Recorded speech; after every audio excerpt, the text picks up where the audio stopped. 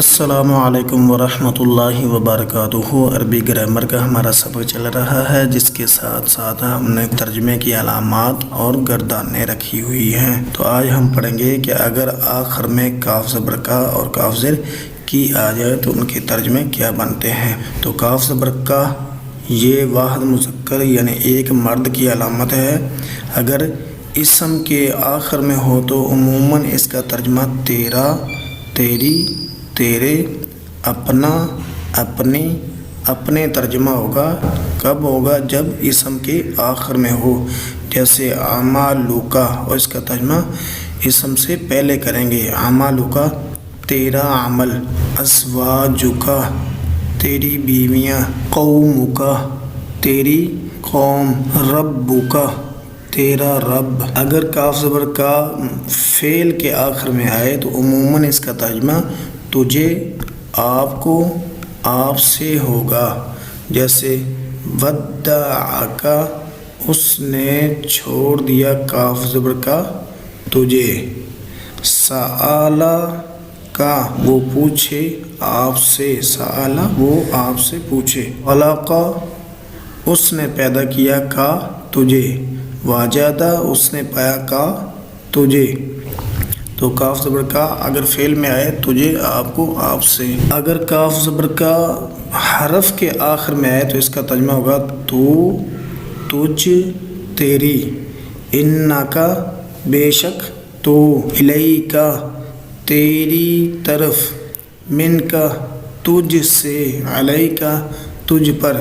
یہ انا، الی، من، علی یہ حرف ہیں، اور اگر ان کے بعد آئے تو، تجھ، تیری ترجمہ ہوگا۔ آگے ہے کبھی کاف اسموں کے شروع میں بھی آتا ہے، جیسے ہم نے پڑھا نا کہ یہ آخر میں آتا ہے، تو یہ کبھی کبھی شروع میں بھی آ جاتا ہے۔ جب شروع میں آئے تو یہ تشبیہ یعنی مشابہت کا مفہوم ظاہر کرے گا۔ تو ان کے ترجمے ہوں گے، جب شروع میں آئے ترجمے ہوں گے جیسے، کی طرح، مثل، مانند، یہ ترجمے ہوں گے، جیسے کصیب بارش کی مانند، کالقصر محل جیسی، کشجرۃ درخت کی طرح، کظلمات اندھیروں کی طرح۔ یہ شروع میں آئے جیسے یا جس طرح ترجمہ ہوگا۔ آگے ہے کاف زیر کی۔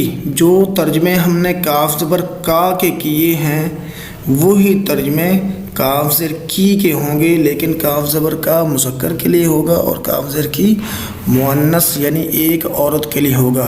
اگر اسم کے آخر میں آئے تیرا، تیری، تیرے، اپنا، اپنے، اپنے ہوگا، جیسے امو کی تیری ماں، ربو کی تیرا رب، ابو کی تیرا باپ، لذنبو کی اپنے گناہ کی۔ کاف زیر کی آئے تو سمجھ لیں کہ یہ عورت کو کہا جا رہا ہے۔ اگر فعلوں کے بعد آئے کاف زیر کی تو ترجمہ ہوگا تجھے، آپ کو، جیسے اصطفیٰ کی اس نے چن لیا تجھے، طہرا کی یہ قرآن میں سے ساری مثالیں ہیں، اس نے پاک کر دیا تجھے، جیسے مریم علیہ السلام کو اللہ تعالیٰ کہہ رہے ہیں۔ اگر حرف کے آخر میں آئے تو، تجھ، تیری، تیرے، اپنی ہوگا، علیکی تجھ پر، انکی بے شک تو، الیکی تیری طرف، لکی تیرے لیے۔ تو آج ہم نے پڑھا ہے اگر کاف زبر کا آخر میں یا شروع میں تو ان کے ترجمے کیا ہوں گے، اور کاف زیر کی آخر میں تو پھر کیا ترجمے ہوں گے۔ آگے ہمارا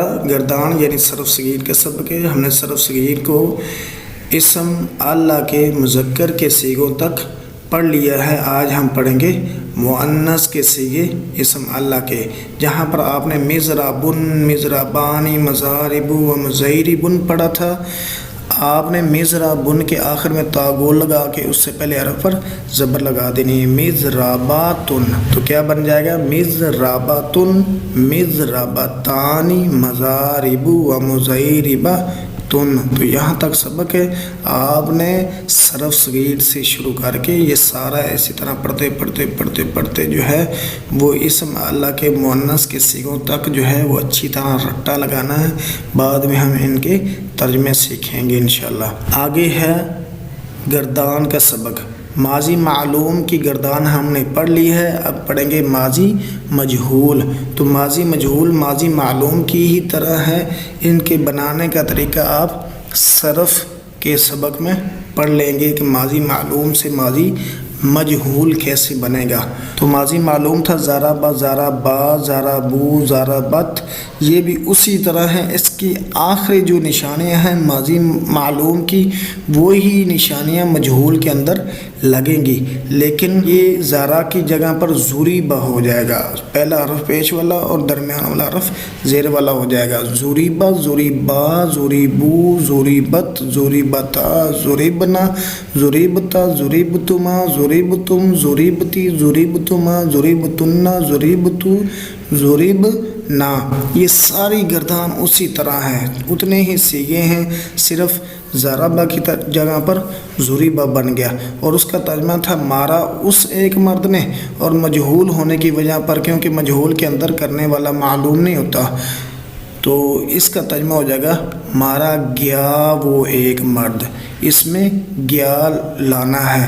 باقی سیغے اسی طرح ہوں گے، واحد مذکر غائب، 3 مذکر کے ہوں گے غائب کے ساتھ، 3 مؤنث کے ہوں گے غائب کے ساتھ، 3 مذکر حاضر کے ہوں گے حاضر کے ساتھ، 3 مؤنث کے ہوں گے حاضر کے ساتھ، اور 2 متکلم کے ہوں گے، ایک واحد مذکر مؤنث متکلم، ایک تثنیہ جمع مذکر و مؤنث متکلم کا سیغہ ہوگا۔ گردان آپ نے اچھی طرح یاد کر لینی ہے، ضریبہ، ضریبہ، ضریبو، ضریبت، یہ 14 سیغے کر لینے ہیں اور ان کے ترجمے آپ نے کرتے جانا ہے۔ ضریبہ مارا گیا وہ ایک مرد، ضریبہ مارے گئے وہ 2 مرد، اسی طرح آپ نے ساری گردان کے ترجمے کرتے جانا ہے۔ آپ نے ماضی معلوم کے اندر ترتیب پڑھی ہوئی، صرف اس میں گیا اور گئے اور گئی ترجمہ ہوگا، باقی ساری ڈیٹیل اسی طرح ہے۔